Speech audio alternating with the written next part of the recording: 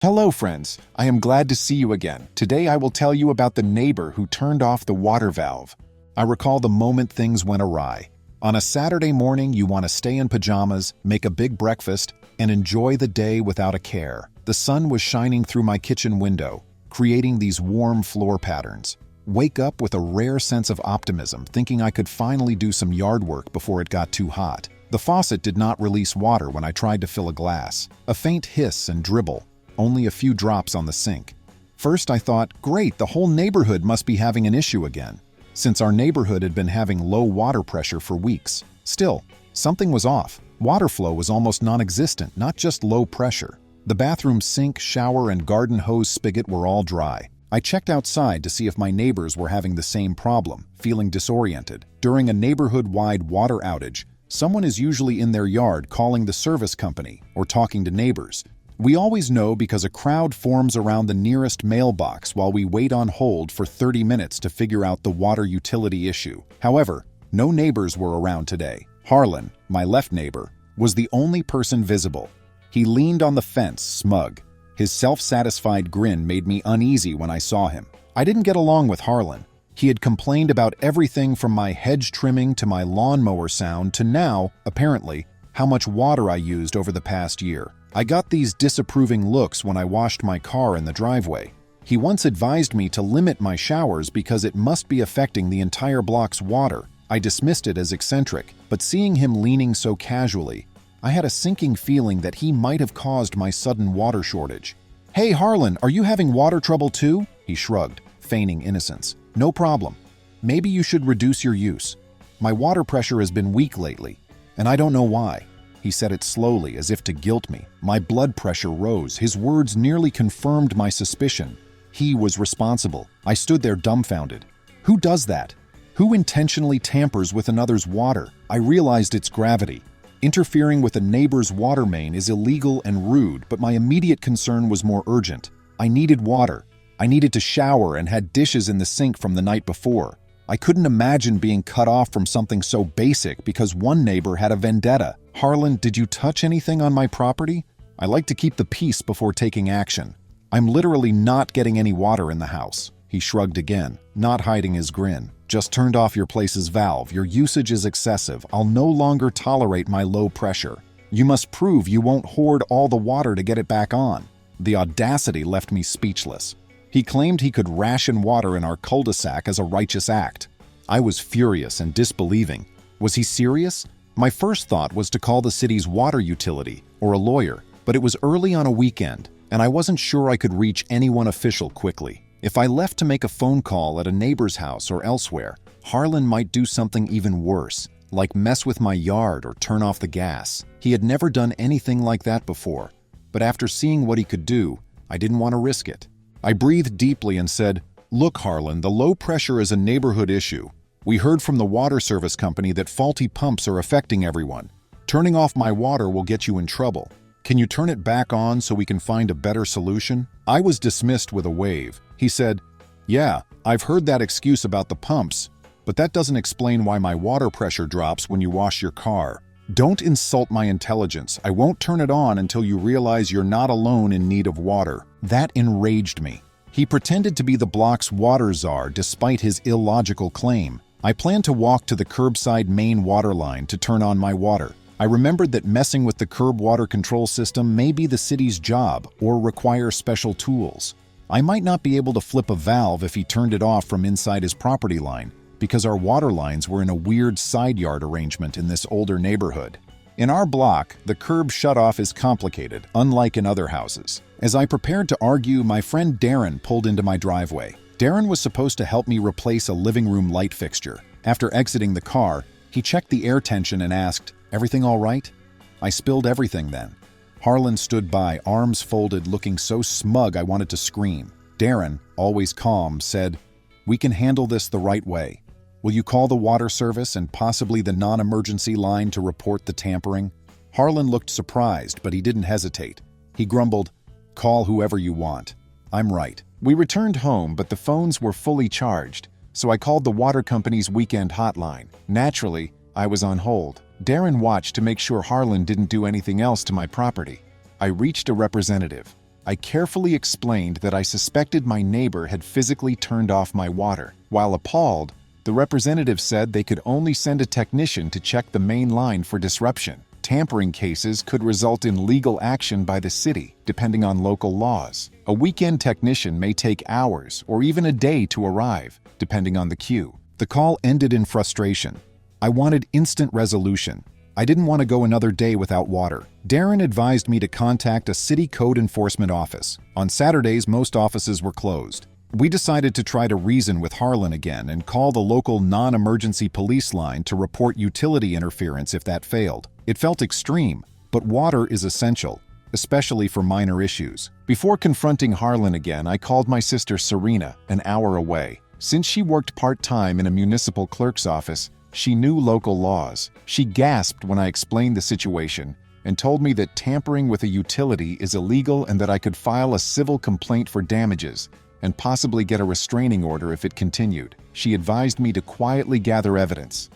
If my state allowed it, I should record Harlan admitting to turning off my water. Serena said that in many one-party consent states, you can record a conversation if you're part of it. That could prove wrongdoing if it escalated. Darren and I returned outside with our phones set to record discreetly. Harlan tinkered in his yard, looking victorious. I calmly said, "Harlan, I'm giving you one more chance to turn my water back on. No right to do this." He pretended ignorance, but when I reminded him of his earlier admission, he rolled his eyes. "The whole neighborhood has been struggling with low pressure due to the city's problem." "Yes, I turned it off. Your excessive water use affects me, so it had to be done," he said. My phone recorded every word. "You know that messing with my water valve is illegal, right? I called the water service and they're sending someone. If you don't turn it on, I'll escalate." He smirked again nervously. "Why don't you sue me if you're righteous? Good luck proving I touched anything."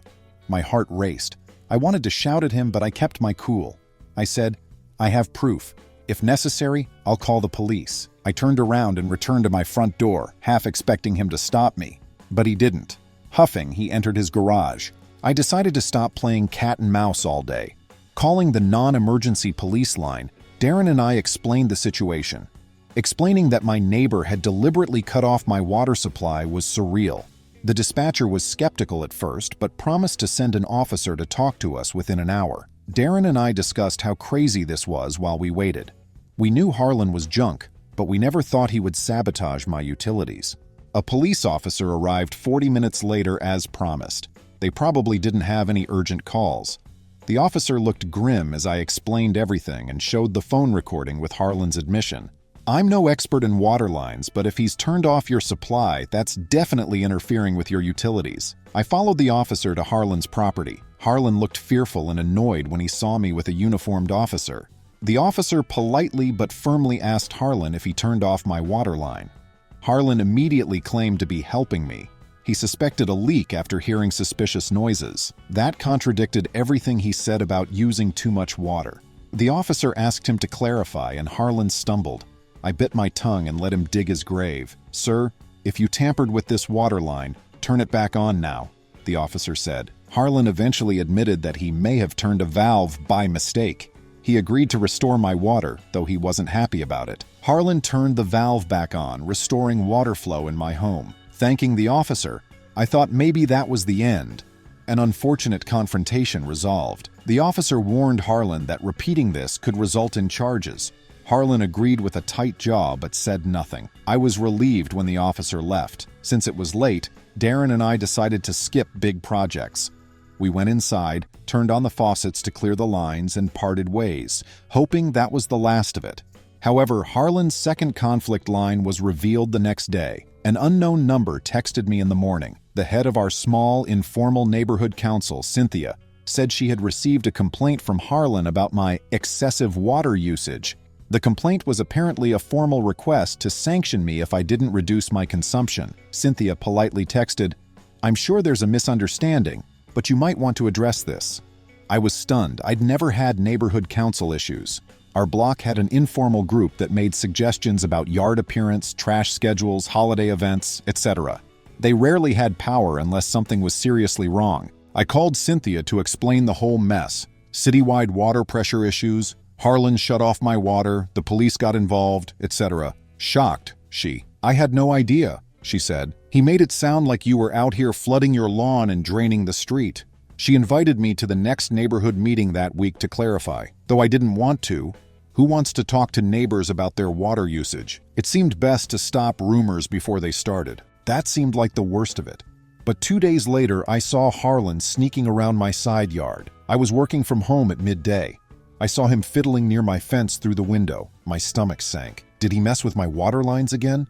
I grabbed my phone, slammed the back door, and demanded his whereabouts. Harlan jumped a foot and said he was just checking the property line. He claimed he had a right to see where his yard ended and mine began because he was considering some improvements. I told him to get off my property, that I'd already involved the authorities, and that I wouldn't hesitate to do so again. He looked at me dirty and slunk off, muttering. I installed a basic side yard security camera system that night. I got a good deal on a phone-connected camera to monitor things. Mounting near my house's corner was easy and out of reach. It would be recorded if Harlan did more tricks. This felt surreal, turning my quiet suburban life into a stakeout, but I wouldn't let my water, or anything else, be tampered with again. I attended the neighborhood meeting later that week. Cynthia's spacious living room hosted these meetings. People brought homemade cookies and discussed community announcements. I saw Harlan scowling in the corner when I entered. He was sitting with his arms crossed, talking to an uneasy neighbor.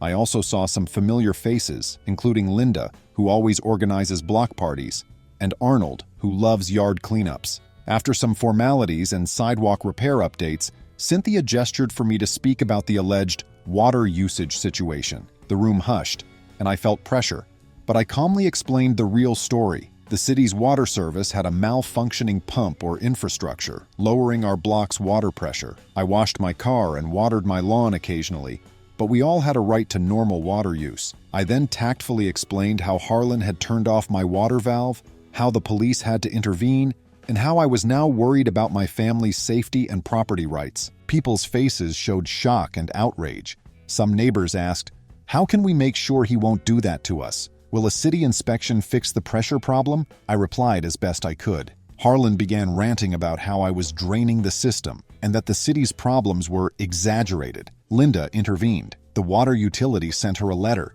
A mass notification confirmed that the pumps were malfunctioning throughout the area. The letter asked residents to be patient while upgrading equipment. Most people lost doubt after reading that letter. Harlan protested again, but the group was against him. Finally, Cynthia said, "We are a community. Cutting each other's utilities is unacceptable. That's illegal and unconscionable. Harlan, I suggest you keep your concerns legal." The neighbors murmured agreement. Harlan turned beet red. He stormed out after muttering, "This isn't over." The meeting concluded that Harlan's actions were unacceptable. Some neighbors approached me afterward to offer support and promise to watch. I was relieved that people didn't believe Harlan's story, but I worried about his next move. A tense routine developed over the next 2 weeks. I had water, low pressure but manageable. I frequently worked from home, monitoring my security feed. Harlan initially kept quiet. A camera notification woke me up around midnight one night. A shadowy figure appeared near my side yard when I opened the app. I recognized Harlan's head tilt and posture in the grainy footage. He started creeping along the fence again. My heart raced. I wanted to avoid a nighttime confrontation. Instead, I saved the footage and called non-emergency again. My neighbor was on my property, invading my privacy. They said they would send someone if there was an immediate threat, but he was gone when I hung up. I saved the recording for proof. The next morning, I confronted Harlan in broad daylight. I held my phone as footage cued. "Why were you sneaking around my property at midnight?" My voice shook with anger as I asked. Harlan looked alarmed by my proof. He initially denied it was him, so I showed him the footage. He called the camera invasive, but I replied, "It's legal to have security cameras on my property. To protect my home is not invasive. If he trespassed again, I would press charges." He stammered about me exaggerating, but he seemed upset that I had caught him on camera. I left feeling triumphant and dreadful, hoping I had scared him enough to stop meddling. Temporarily, it worked. No more suspicious valve tampering or nighttime visits. Despite this, our neighborhood's water issues persisted, so tensions remained high. The water pressure was so low that filling a kitchen pot took forever every day. Everyone awaited the city's equipment upgrades. I made some minor home improvements while waiting. I bought water-efficient appliances because I thought it was a good investment in case city rates rose. Not because I believed Harlan's nonsense. I also replaced some of my front lawn with drought-tolerant landscaping to reduce watering. Ironically, it showed me how to reduce my water footprint. If Harlan stopped nagging me, that was a bonus. If Harlan had kept to himself, things might have ended peacefully. But he didn't. A few weeks later, I returned from errands. I came inside exhausted and wanting a shower. When I turned on the bathroom faucet, only air came out. My heart sank and rage rose. Maybe Harlan again? I ran outside to check the main line. As expected, it appeared tampered with. The shutoff valve lock was scratched. This time, the perpetrator used a tool to tightly close the valve. I was furious. I went to Harlan's house and pounded on his door. No reply. I saw his car in his driveway. He was home. After repeated knocking, he opened a crack and peered out like the victim. "What you want?" he asked, as if I were bothering him. "What do you think I want?" "You cut off my water again," I said, trying not to yell. He presented the least convincing innocence ever. "What are you talking about? I didn't touch anything," he said. I told him about the forced valve and new scratch, shrugging. "It sounds like city incompetence." He said, "Maybe the valve jammed due to low pressure," without looking at me. I replied, "Really? A wrench scratched the valve, jamming it?" He shrugged again and closed the door in my face. That satisfied me. I stormed home, called the water company, and reported the repeated tampering. Given repeated violations, they said they would send a technician immediately. Another police call was made to file a formal complaint against Harlan.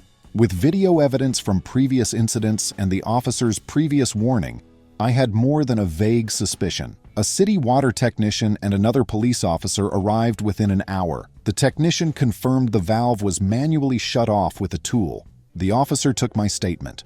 I would file charges if necessary. The technician unlocked and restored flow, but warned me that the city may need to replace the valve to prevent further tampering. Then the officer, technician, and I went to Harlan's door. The officer banged so hard this time that Harlan had to open up. The officer asked Harlan why he was turning off someone else's water. Harlan blamed that on the city's incompetent systems and my excessive usage and denied doing it. The technician frowned and said, "Sir, we know about the city's pump issues, but that wouldn't shut off your neighbor's valve. Tools were used to close it." Harlan shouted, accusing me of framing him and saying I probably did it myself to cause trouble. The officer calmly said, "Let's not escalate. Our records show you admitted to this. You should reconsider your statement." The officer told Harlan that if another incident occurred, I could press charges for trespassing and tampering with utilities, which could result in criminal or civil penalties. Harlan appeared furious and cornered. He denied half-heartedly again and slammed the door. The officer apologized, saying not having direct footage of Harlan shutting the valve that time would make charging him difficult. They assured me it was recorded, and future incidents would be punished more harshly. The technician replaced part of the valve assembly with a more secure mechanism that required a key to turn off. He gave me the key and warned me not to lose it. I thanked them and watched them leave, feeling vindicated. But the damage was done. Now that Harlan and I were at odds, I worried it might not end. The next few days I kept to myself. I avoided car washes and heavy lawn watering to avoid giving Harlan an excuse. After the city announced a partial pump fix, our water pressure improved. Most neighbors supported me, wary of Harlan's antics. I occasionally saw him scowling over the fence in his yard, but he kept his distance. It was temporary. Unexpectedly, the next subplot emerged. Serena, my sister, called to say her boss was in a property boundary lawsuit in another neighborhood. Her boss complained that some people feel entitled to others' land and resources. Serena thought of my situation and wondered if Harlan would try to claim my property line. She suggested I check my property records in case. It seemed unlikely, but nothing would surprise me now. I asked the county records office for property boundary maps. After a few days, I received it and saw that my side yard fence was perfectly aligned. It relieved me. However, the official layout showed Harlan's water line half a foot inside my property, a variance from the older blueprint. That meant the pipe from the main to Harlan's house started on my land. The design was odd, probably from decades before we moved in. It seemed unimportant at first. Then I remembered Harlan's quick water line tampering. He was overstepping if he touched my pipe. The city lines were public until the curb, but the connector to Harlan's place was partially on my property. So I saved that as interesting trivia, not expecting it to matter. It became relevant eventually. A few weeks later, the water service replaced our area's faulty pump. Notably, my water pressure returned to normal. Finally, no more shower trickles or long washing machine waits. I felt relieved, thinking the whole fiasco was over. I considered leaving a note in Harlan's mailbox saying, "Our water problems should be resolved now," as a peace gesture. Harlan struck again, more brazenly than ever, before I could respond. It happened on a sunny afternoon while running errands.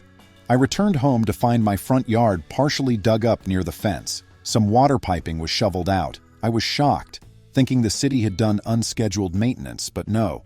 The city always leaves door tags or makes appointments. The work looked sloppy, like someone started digging but stopped. One culprit came to mind: Harlan. He may have been redrawing the lines or investigating the property boundary. I was mad. Now this was trespassing and vandalism. I immediately reviewed my footage. Harlan came onto my property with a shovel earlier that day, dug for 15 minutes, and left. I filmed the entire sequence. No, he said, she said. I saw him dig up my front yard. I didn't confront him right away. I didn't want to fight.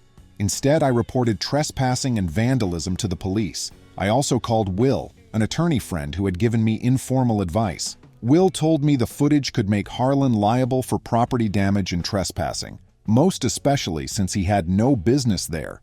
He also suggested getting a restraining order if I felt threatened. For now, I followed the police report and their advice. When police arrived, I showed them camera footage. Harlan was so obvious in broad daylight that they were shocked. Officers approached to talk to him. Harlan reluctantly opened the door this time. From across the yard, arms folded, I watched the officer talk to him. Harlan was gesturing wildly, his face turning red, probably making excuses. The officer returned later. He said he was fixing the pipe because it was causing uneven pressure in his house. The officer looked sympathetic and said, "Given the repeated calls and now with you having clear footage, we're leaning toward issuing him a citation for trespassing." I felt a huge relief. Finally, real effects.